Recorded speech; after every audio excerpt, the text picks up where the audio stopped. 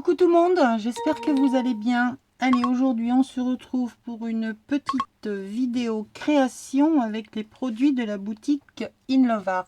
Je vous avais fait la présentation la dernière fois, je vous remettrai là dans le petit si vous ne l'avez pas vu, de plusieurs produits. Donc il y avait cette planche de tampons avec de journal déchiré, un fond imitation tissu, des petits sentiments sur fond noir, écriture blanche que je vais utiliser. Il y avait cette magnifique découpe Marguerite qui est juste une tuerie.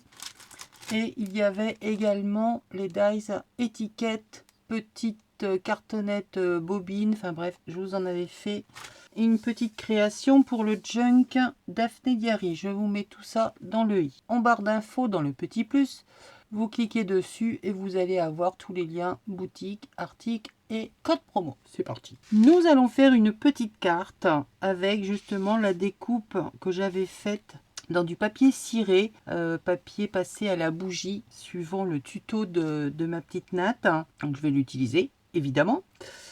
Je ne jette rien. Je ne fais plus les choses pour les mettre de côté et me dire « Oh, je m'en servirai ». Non, non, je m'en sers tout de suite. Je vais également...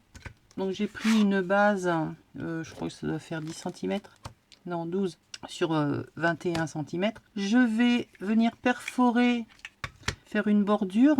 Et puis après, suivant ce qu'il va me rester, je viendrai refaire un matage. Donc c'est parti. Comme ça, en plus, on va voir l'utilisation d'une perfo, la création d'une carte et l'utilisation d'un mix de plusieurs choses. Il n'y a vraiment rien de compliqué. Alors pour l'instant, ça c'est la base sur laquelle je viendrai coller ma découpe de Marguerite. On viendra faire un petit fond, mais ça on verra après. Je vais mettre ça de côté. Pour l'instant, je viens faire mes perforations. Donc je me mets n'importe où, désolé pour le bruit, et ça me fait donc une première perforation.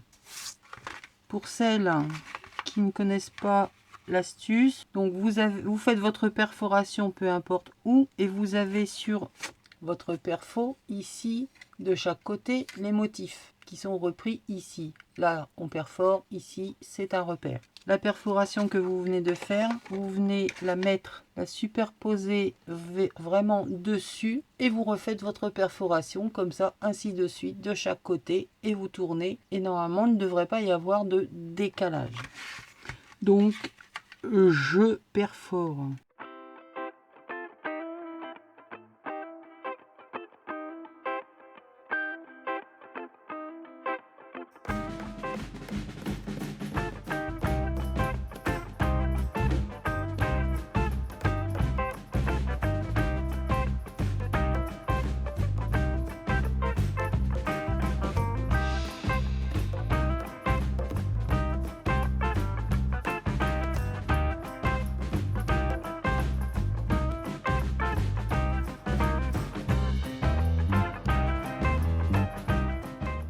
J'ai fini de faire les perforations, j'ai un petit peu arrangé au coin pour que ça fasse plus joli et non pas arrêter comme ça à la one again. Je vais reprendre une autre base, je vais reprendre blanc pareil, hein, puisque là maintenant j'ai légèrement rogné ma carte.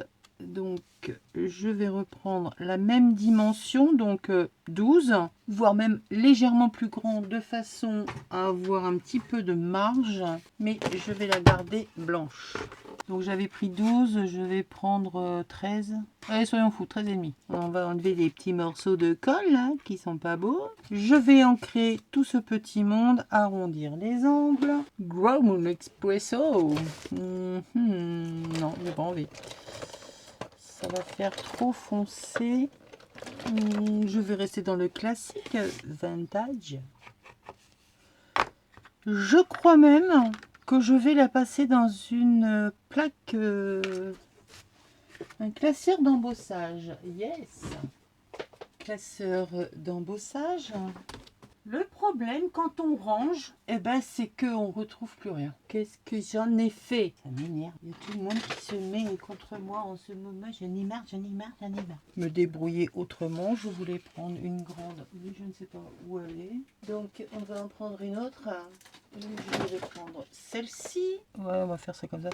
Je vais bientôt vous faire une vidéo, l'embossage, les différentes façons, quelques différentes façons d'utiliser ces plaques d'embossage, hein, parce que ben, ça paraît tout bête.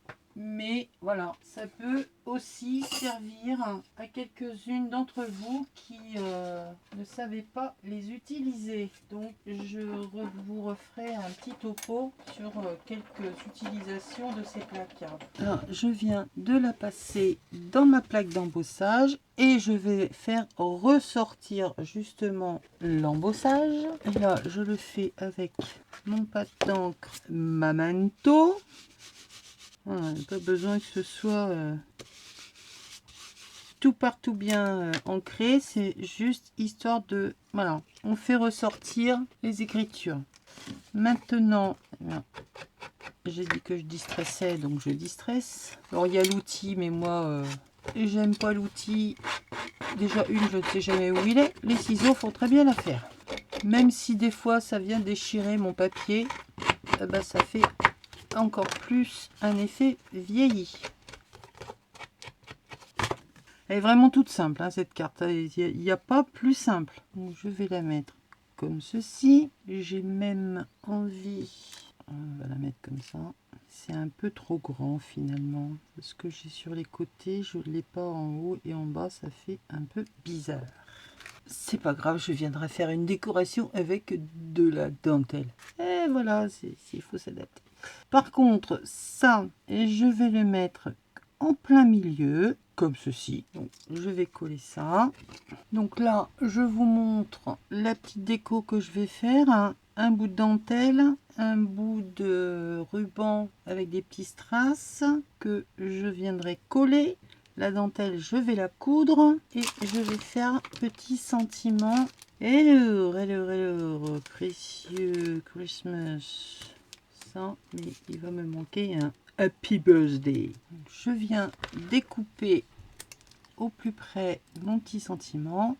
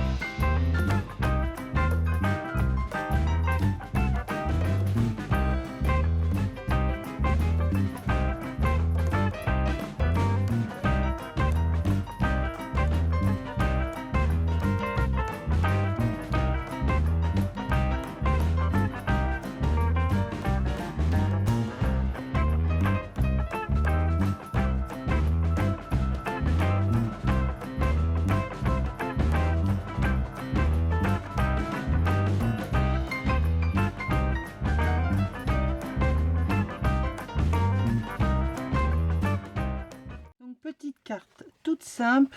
Donc j'ai fait ma couture ici sur le bord en point droit pour tenir ma dentelle. J'ai refait là au milieu un point en zigzag pour que ça tienne mieux.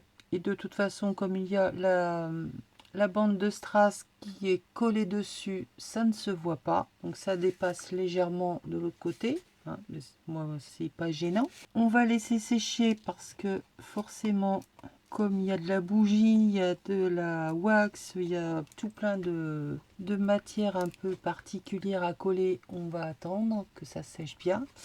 J'ai découpé plusieurs fois ma base d'étiquette pour en faire un chipboard. Les sentiments, c'est pareil. J'ai découpé 2 fois pour que ce soit plus épais. J'ai fait le tour avec stylo noir pour enlever les tranches blanches. Et j'ai repassé avec de la patine or, ainsi que mon étiquette, je l'ai patiné, enfin c'était du craft, je l'ai passé à la Memento histoire de la vieillir un peu et j'ai ancré, j'ai passé un peu de patine tout autour. Voilà, ma carte est terminée, j'ai pas envie d'en mettre plus, elle se suffit à elle-même. Cette découpe est vraiment superbe. Donc là, je l'ai utilisée telle que, hein, vraiment posée dessus. Elle n'a aucune fonction si ce n'est décorative. Pourquoi ça veut pas coller? Ah, mais ça va pas résister à frotte, toi non plus, hein? C'est incroyable, ça. Je ne sais même plus ce que je voulais dire. Oui, c'est juste en décoration, mais comme je vous avais dit lors de du unboxing, donc là, elle a uniquement la fonction de décoration. Si on avait mis un point de colle à ces endroits-là, ici sur la longueur, on aurait pu venir en faire une pochette. Si on avait mis que aux quatre coins, on aurait pu en faire un belly band. Vous avez plein d'options pour utiliser cette découpe qui est vraiment superbe. Remettre une autre bande de papier dans un fond patouille ou autre pour venir mettre en couleur les pétales. Moi, il y a les écritures en dessous, ça me suffit amplement. C'est mon style, c'est vintage et ça me plaît. Voilà, utilisation et de la planche tampon avec les sentiments pour faire les étiquettes, ainsi que du dies. Tout ça de la boutique In Love Art. Tous les liens en barre d'infos. Voilà, voilà, j'espère que ça vous aura plu et puis que ça plaira aussi à la copine qui va la recevoir. Ouais, je suis en retard, mais c'est pas grave. Le principal, c'est que ça arrive. Je vous fais des bisous, je vous dis à bientôt. Bye!